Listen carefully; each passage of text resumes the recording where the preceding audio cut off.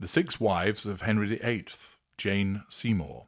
Hello, I'm H.G. Tudor, and we continue our historical analysis of the wives of Henry VIII to determine what Jane Seymour might be.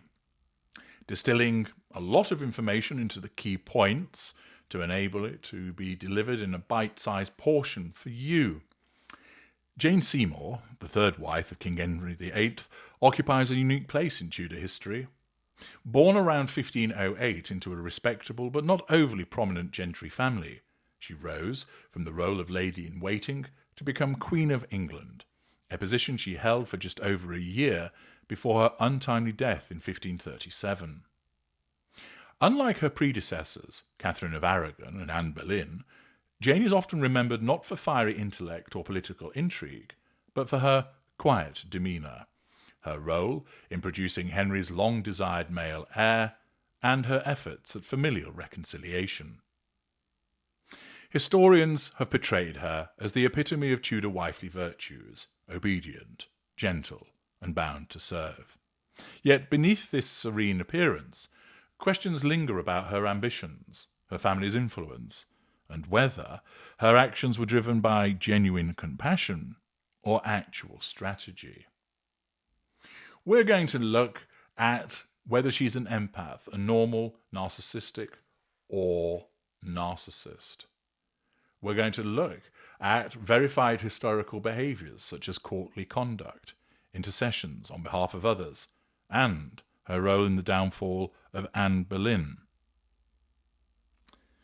Jane Seymour's early life was typical of a noble woman in early 16th century England. Born at Wolf Hall in Wiltshire to Sir John Seymour and Margery Wentworth, she was one of 10 children in a family with distant royal connections.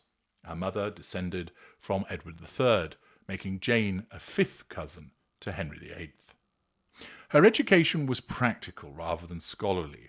She excelled in needlework and household management, skills deemed essential for women of her station. But she could read and write only minimally, unlike the highly educated Catherine and Anne. This lack of intellectual pursuits would later contrast sharply with her predecessors, positioning her as a safe choice for a king weary of ambitious queens. By 1527, Jane had entered royal service as a maid of honour to Queen Catherine of Aragon, and she later transitioned to Anne Boleyn's household around 1532. It was during this period that Henry's interest in her emerged. In February 1536, amid Anne's failing pregnancy and mounting tensions, reports surfaced of the king's affection for Jane. Contemporary accounts describe Jane as pale, of middling stature, and not particularly beautiful. John Russell called her the fairest of all the king's wives, but this may have been flattery. More consistently, she was praised for her gentle nature. Chapuis dubbed her the Pacific for her peacemaking efforts, and Russell noted her as gentle a lady as ever I knew. One notable behaviour was Jane's refusal of Henry's initial advances. In March 1536, the king sent her letter and a purse of gold sovereigns as a token of affection. Jane kissed the unopened letter and returned it, stating she valued her honour above any treasure and would only accept gifts upon a suitable marriage. This act of modesty intrigued Henry, echoing Anne Boleyn's earlier tactics, but without the overt ambition. Historians like Alison Weir suggest that this was a calculated move, possibly coached by her family, or conservative courtiers seeking to displace Anne. The Seymours, including brothers Edward and Thomas, were politically conservative and aligned with those opposing Anne's reformist influence. Jane's demure response positioned her as the antithesis to Anne's volatility, quiet where Anne was outspoken, submissive where Anne was assertive. Jane's role in Anne's downfall is debated, but verified through circumstantial evidence. As Anne's miscarriage in January 1536 sealed her fate, Henry's courtship of Jane intensified. Chapuis reported that Jane was moved to apartments close to the king's at Greenwich Palace, facilitated by Thomas Cromwell.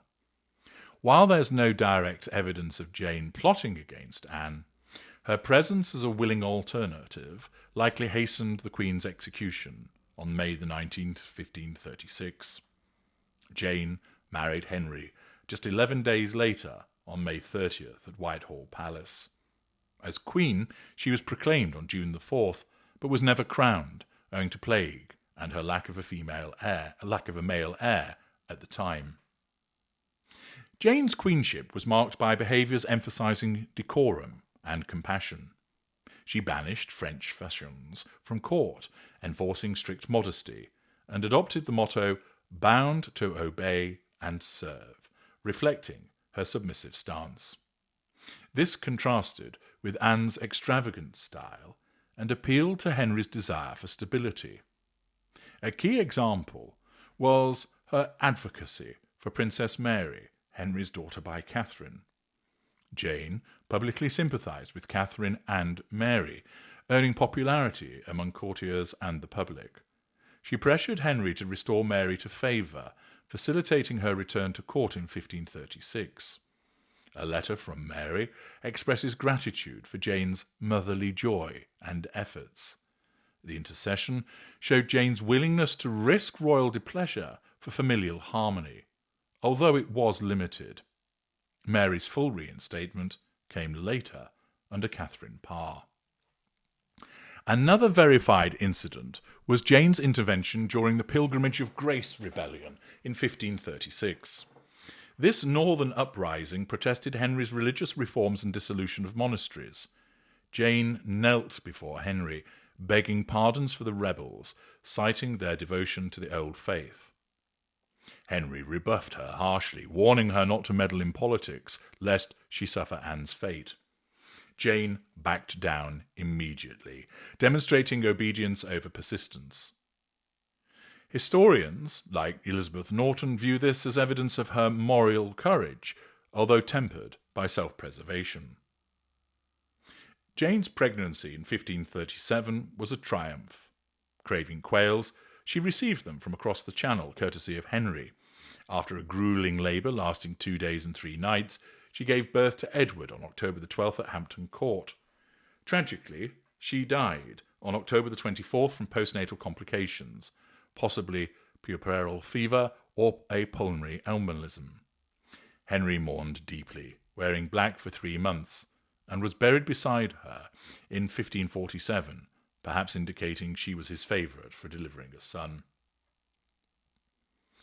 Jane's legacy advanced her family. Edward became Lord Protector under Edward VI, though both brothers were later executed. Her needlework, including elaborate cushions and gowns, survived as testaments to her domestic skills. David Starkey, the historian, sees her as passive. Peter Heylin described her as modest and humble, combining the best of her predecessors. Overall, verified behaviours paint Jane as compassionate, yet cautious.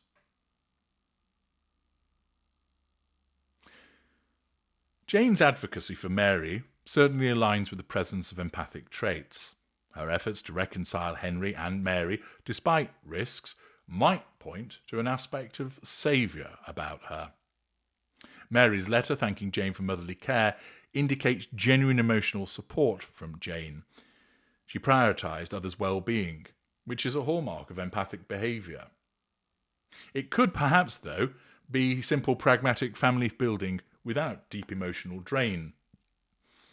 There doesn't appear to be any exploitation of Mary for personal gain in this act, which goes against narcissistic traits.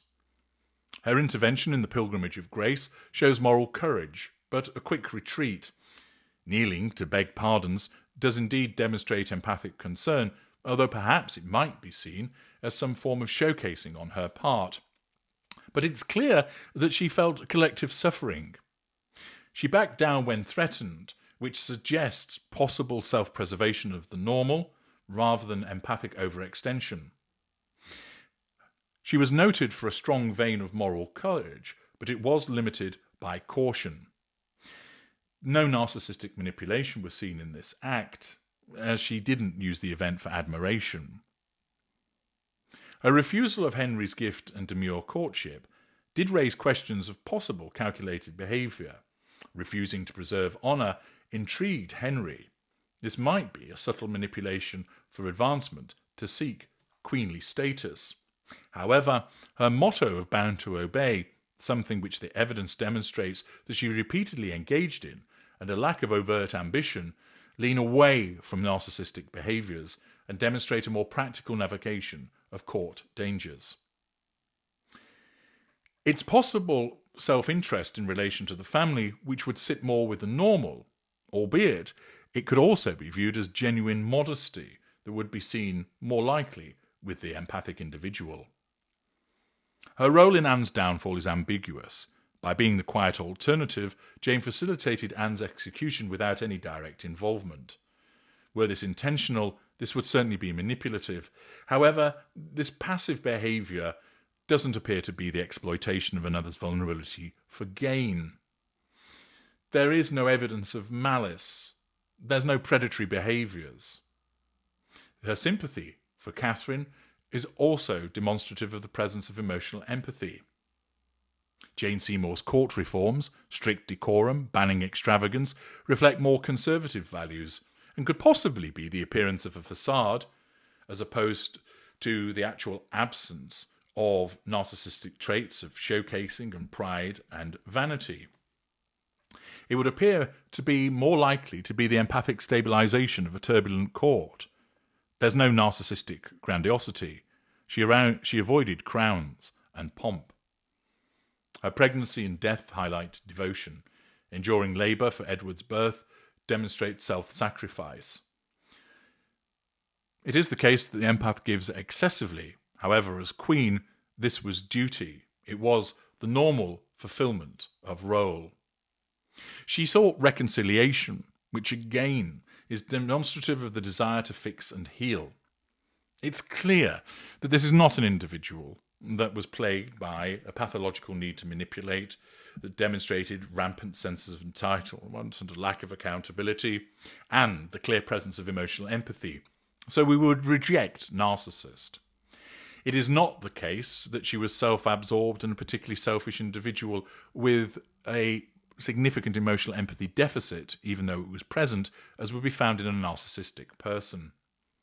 Emotional empathy, and considerable amounts of it, are clearly evident, which would point to either a normal, operating within the confines of the normal's circle of empathy, or that of the empath, with a more deep-seated empathy that is exhibited in a wider way. The behaviour with regard to pleading for clemency for the rebels and her overall desire to create stability and decorum at court, combined with the other instances of her emotional empathy, support the proposition that overall the appropriate outcome for Jane Seymour was empath. I'm H.G. Tudor. Thank you for listening.